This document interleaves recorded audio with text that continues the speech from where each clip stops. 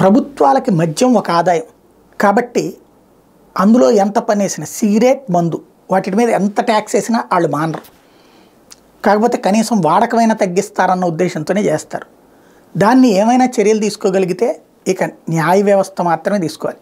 కానీ న్యాయ వ్యవస్థలో నేను సుప్రీంకోర్టులో మద్యం విధానం మీద జరిగినటువంటి రాజ్యాంగ ధర్మాసనపు సమీక్షలో న్యాయమూర్తులు మాట్లాడినటువంటి వ్యాఖ్యానాలు చూస్తే మద్య నిషేధం అనేది ఇక అసాధ్యమైనటువంటిదే.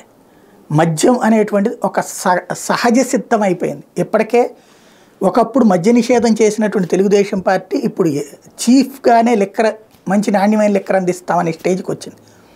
ఒకప్పుడు మద్య నిషేధం చేస్తానన్నటువంటి వైఎస్ఆర్ కాంగ్రెస్ పార్టీ ఇప్పుడు ఆ ఊసే ఎత్తట్లేదు. జగన్ ఇంతవరకు చేస్తున్నటువంటి యాత్రలో ఎక్కడ ఆ మాటే ఎత్తట్లేదు మద్యం గురించి. ఇలాంటి దౌర్భాగ్య పరిస్థితులు ఇంకా మద్య నిషేధం ఏముంటుంది. ఒకప్పుడు మందు తాగేవాడిని అవమానకరంగా చూసేవాడు, ఇప్పుడు మందు తాగనోడిని చేతకాని వాడిగా చూస్తున్నటువంటి రోజుల్లో నిన్న సుప్రీంకోర్టులో జరిగినటువంటి సంఘటన ఒకటి ఏంటంటే, న్యాయవాది ద్వివేది జస్టిస్ డివై చంద్రచూడ్ల మధ్యన జరిగిన చర్చలో విస్కీ ప్రాముఖ్యత గురించి సరదాగా వ్యాఖ్యానాలు, కోర్టు వ్యాఖ్యానాలు తప్పుపట్టట్లేదు, సరదాని కూడా తప్పుపట్టట్లేదు.